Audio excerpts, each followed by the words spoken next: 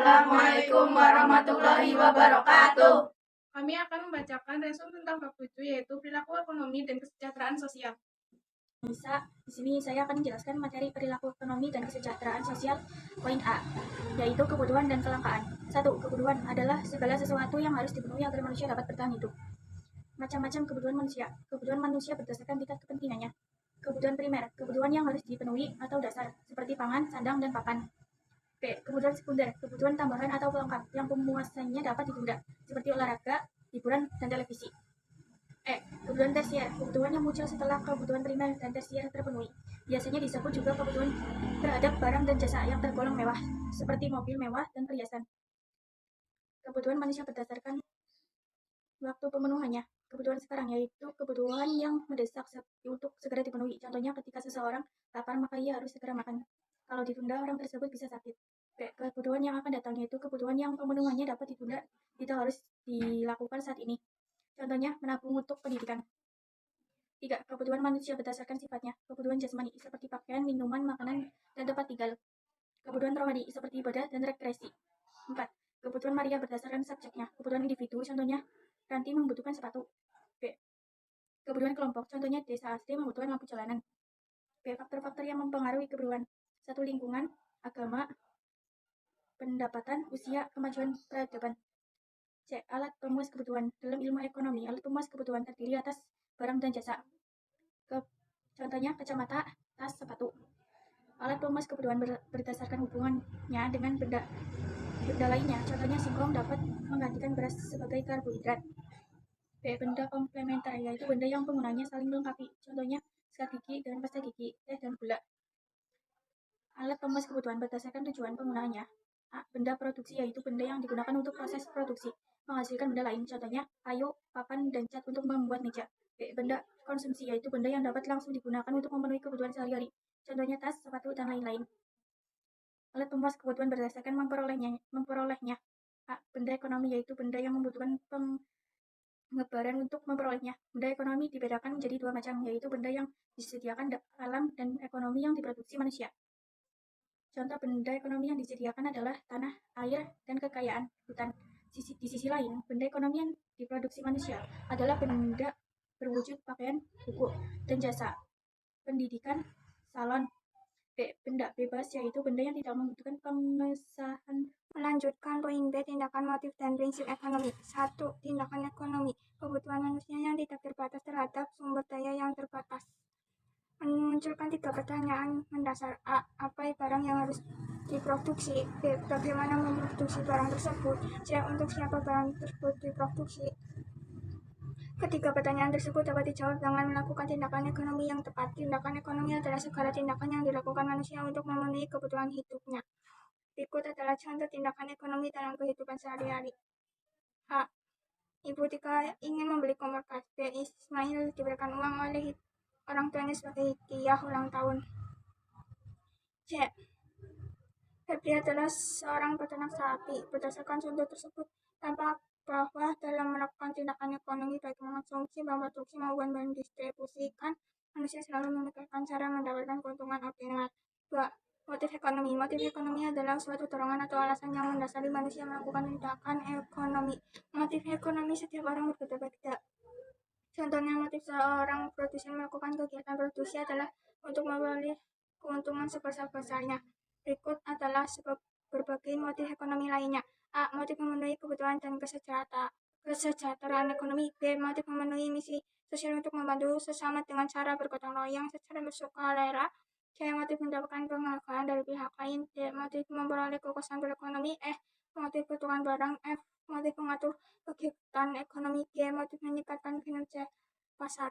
Prinsip ekonomi. Prinsip ekonomi adalah dasar berpikir yang digunakan oleh manusia dalam melakukan tindakan ekonomi, yaitu dengan pengorbanan tertentu diperoleh hasil yang sebesar-besarnya atau dengan pengorbanan sekecil-kecilnya diperoleh hasil tertentu. Prinsip ekonomi berlaku pada setiap kegiatan, baik kegiatan produksi, konsumsi, maupun distribusi. A. Prinsip ekonomi dalam kegiatan produksi. Prinsip ekonomi dalam kegiatan produksi adalah menghasilkan barang atau jasa sebanyak-banyaknya dengan biaya produksi dan pengorbanan tertentu Tujuan utama produsen melakukan kegiatan produksi adalah memperoleh keuntungan. Agar tujuan tersebut tercapai, ada beberapa hal yang harus diperhatikan oleh produsen. 1. Produk yang dihasilkan. 2. Lokasi produksi. 3. Proses produksi. B.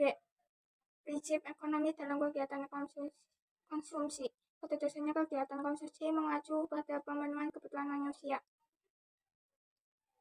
Setiap manusia konsisten memiliki sumber daya terbatas untuk memuaskan kebutuhannya yang tidak terbatas. Hal tersebut dapat dicapai dengan cara sebagai berikut. 1. Menyusun skala prioritas. 2. Menerapkan strategi pemilihan.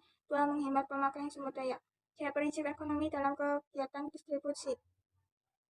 Contohnya pada prinsip seorang distribusi bertugas menyampaikan barang dan jasa dari produsen dan ke konsumen. Dengan demikian, prinsip ekonomi dalam kegiatan distribusi adalah menyampaikan barang dan jasa pada konsumen dalam jumlah, mutu, dan waktu yang tepat dengan biaya tertentu. Poin C. Kegiatan ekonomi. 1. Produksi merupakan kegiatan untuk menghasilkan barang atau jasa agar dapat dimanfaatkan oleh konsumen.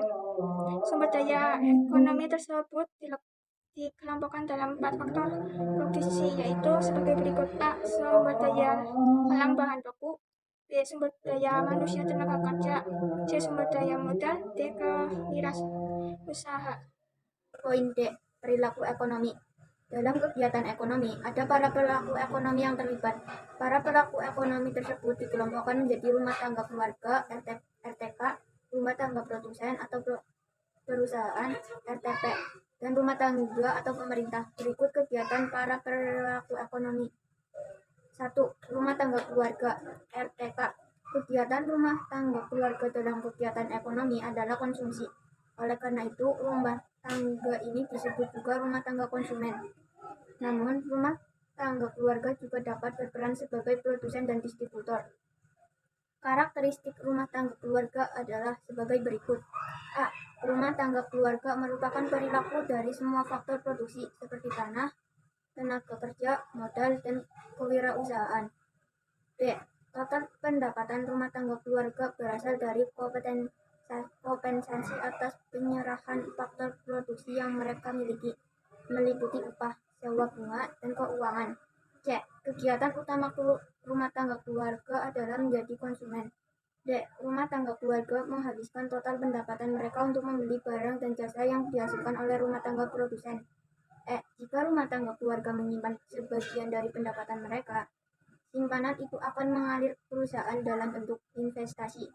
2. Rumah tangga produsen, RTP.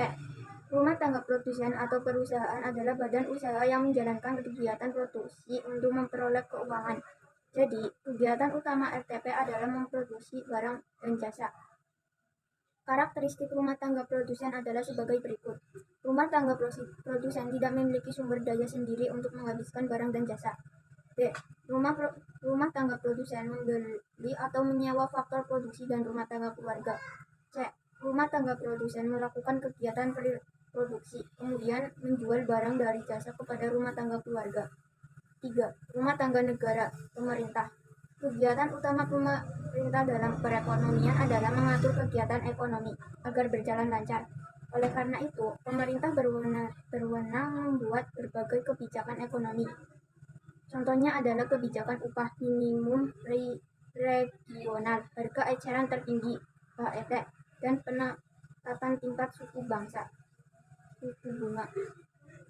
Poin E.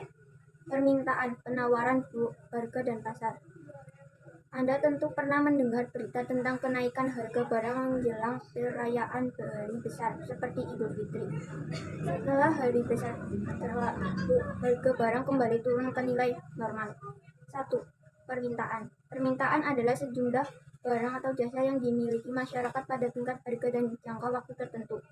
Hukum permintaan berbunyi, jika harga suatu barang atau jasa naik, jumlah permintaan atas barang dan jasa tersebut akan menurun. Ada 3 jenis permintaan, yaitu permintaan absolut, permintaan potensial, dan permintaan efektif. Permintaan absolut adalah permintaan yang tidak diimbangi dengan kemampuan untuk membeli. Contohnya, seseorang ingin membeli rumah mewah, tetapi tidak memiliki uang cukup untuk membeli. Permintaan potensial Inflasi. Dalam Kamus Besar Bahasa Indonesia, inflasi didefinisikan sebagai kemerosotan nilai uang kertas karena banyaknya dan besarnya uang kertas pedagang sehingga menyebabkan naiknya harga barang-barang. Inflasi timbul karena adanya tekanan dari sisi permintaan, demand for inflation, dan sisi penawaran, cost for inflation. Laju inflasi dapat diukur melalui indeks harga konsumen (IHK). IHK adalah indeks harga yang mengukur harga rata-rata dari barang dan jasa yang dikonsumsi oleh rumah tangga.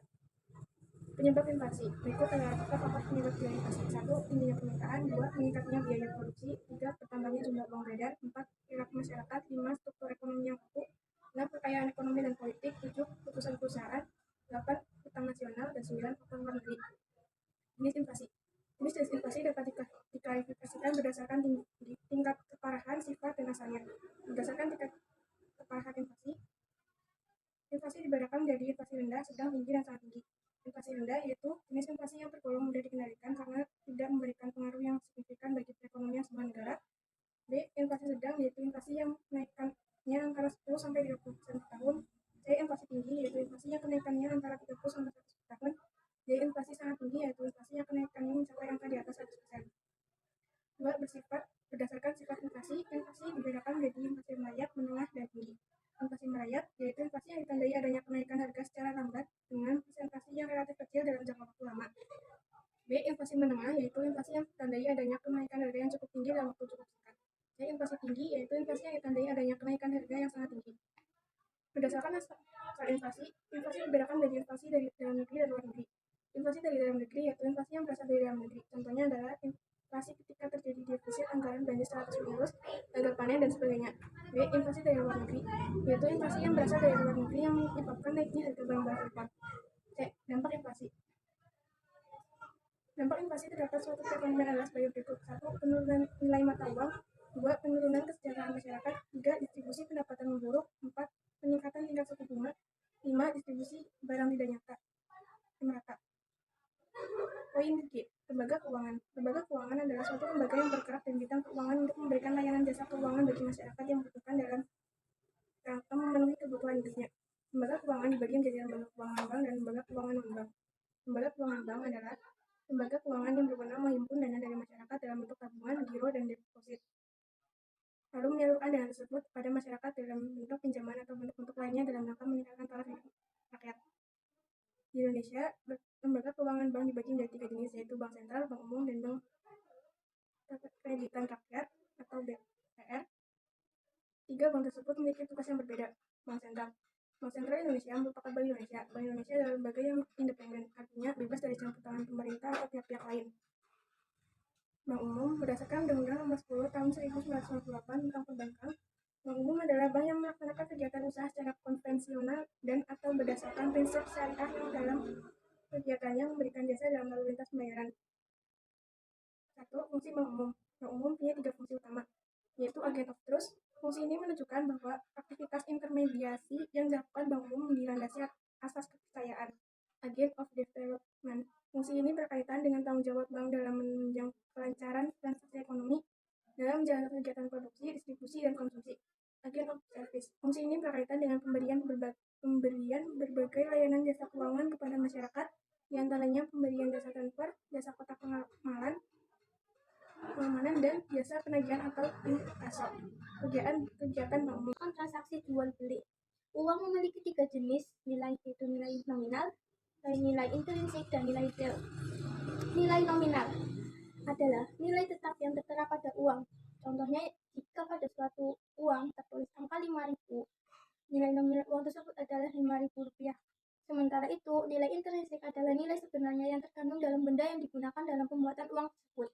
Contohnya, untuk membuat satu lembar uang digunakan 50.000 dibutuhkan hanya sebesar 6.000. Oleh karena itu, nilai intrinsik dari uang tersebut adalah 6.000. Nilai real adalah nilai uang yang diukur melalui jumlah barang atau jasa yang dapat diperoleh oleh uang tersebut. 1. Syarat uang. Suatu benda dapat dikategorikan sebagai uang jika benda tersebut telah memenuhi syarat-syarat tertentu yang dapat diterima secara umum. Syarat-syarat tersebut adalah sebagai berikut. A. Diterimanya secara umum. Acceptability. B. Nilainya stabil. Stability of value. Saya mudah disimpan. D. Mudah dibawa, portability. E. Tahan lama, tidak mudah rusak, durability. F. Mudah dibagi, divisibility. G. Tidak mudah dipalsukan, stability. Dan yang terakhir H. Dikeluarkan oleh lembaga yang sah. 2. Fungsi uang. Fungsi uang sebagai alat pembayaran dibedakan menjadi dua, yaitu fungsi asli dan fungsi turunan. Berikut penjelasan kedua fungsi tersebut. A. Fungsi asli. Uang mempunyai 3 fungsi asli, yaitu sebagai alat tukar, satuan hitung, dan alat penyimpanan nilai. 1. Sebagai alat tukar. Fungsi uang sebagai alat tukar dapat mempermudah kegiatan pertukaran. 2. Sebagai satuan hitung. Uang berfungsi sebagai satuan hitung, unit of account, karena dapat digunakan untuk menunjukkan nilai berbagai macam barang dan jasa yang diperjualbelikan, serta besarnya kecilnya kekayaan dan pinjaman. 3. Sebagai alat penyimpan asli. Uang berfungsi sebagai alat penyimpan nilai value karena dapat digunakan untuk mengalihkan daya beli dari masa sekarang ke masa yang akan mendatang. Fungsi turunan. Uang mempunyai 5 fungsi turunan, yaitu sebagai berikut. 1. Sebagai alat pembayaran. 2. Sebagai alat pembayaran utang. 3. Sebagai alat penimbun kekayaan. 4. Sebagai alat pemindah kekayaan. 5. Sebagai alat peningkatan status sosial. 3. Uang elektronik. Uang elektronik diatur dalam Peraturan Bank Indonesia Nomor 11/12/PPI/2019 tentang uang elektronik money. Dalam peraturan tersebut, uang elektronik didefinisikan sebagai alat pembayaran yang memenuhi unsur-unsur. A. Diterbitkan atas dasar nilai uang yang disetor terlebih dahulu oleh pemegang kepala penerbit. B. Nilai uang disimpan secara elektronik dalam suatu media seperti server atau chip. C. Digunakan sebagai alat pembayaran kepada pedagang yang bukan merupakan penerbit uang elektronik tersebut. Dan D. Nilai uang elektronik yang disetor oleh pemegang dan dikelola oleh penerbit bukan merupakan simpanan sebagaimana dimaksud dalam undang-undang yang mengatur mengenai perbankan. Nilai uang elektronik adalah nilai uang yang disimpan secara elektronik pada suatu media yang dapat dipindahkan untuk kepentingan transaksi pembayaran dan atau syarat perdana. Jenis-jenis uang elektronik yang beredar di Indonesia. Anda dapat memindah ke kode QR di samping. Penggunaan uang elektronik sebagai alat pembayaran dapat memberikan manfaat sebagai berikut. A. Memberikan kemudahan dan kecepatan dalam melakukan transaksi pembayaran tanpa Hak dan kewajiban dalam jasa keuangan. Yang dimaksud dengan pelaku usaha jasa keuangan adalah bank umum, bank kreditan rakyat, perusahaan dan dana pensiun, perusahaan asuransi, perusahaan reasuransi, lembaga pembiayaan, perusahaan badai, dan perusahaan penjaminan baik yang dilaksanakan kegiatan usaha secara konvensional maupun syariah. Sementara itu, konsumen jasa keuangan adalah pihak yang menempatkan dananya atau memanfaatkan pelayanan yang tersedia di lembaga jasa keuangan, antara lain nasabah pada perbankan, pemegang pasar modal, pemegang polis, dan peserta pada dana pensiun berdasarkan peraturan perundang-undangan di sektor jasa keuangan. Sementara itu, kewajiban konsumen juga jasa keuangan adalah memberikan informasi yang diminta oleh lembaga keuangan dengan jelas, lengkap, dan sebenar-benarnya. A.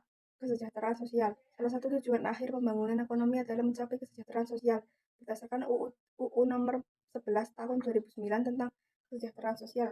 Kesejahteraan sosial adalah kondisi terpenuhnya kebutuhan material, spiritual, dan sosial warga negara agar dapat hidup layak dan mampu mengembangkan diri sehingga dapat melaksanakan fungsi sosialnya. 1. Upaya pemerintah mengatasi masalah keuangan guna mencapai kesejahteraan sosial. Yang pertama, memberikan subsidi. Subsidi adalah bantuan yang diberikan pemerintah kepada produsen dan konsumen. Yang kedua, menentukan harga tertinggi. Harga tertinggi adalah jasa tertinggi harga penjualan yang harus ditaati oleh produsen. Harga tertinggi ditetapkan oleh pemerintah untuk melindungi konsumen. Pemerintah menetapkan harga maksimum dan harga eceran tertinggi. Yang ketiga, membangun kerjasama ekonomi antar daerah. Dengan kerjasama ekonomi antar daerah, kelebihan suatu daerah dapat dimanfaatkan oleh daerah lain. Sebaliknya, kekurangannya dan dapat dibantu oleh daerah lainnya. Contoh kerjasama menyediakan pangan antara Provinsi Lampung dan Provinsi DKI Jakarta. Kami akhiri, bila ada salah kata mohon dimaafkan. Assalamualaikum warahmatullahi wabarakatuh.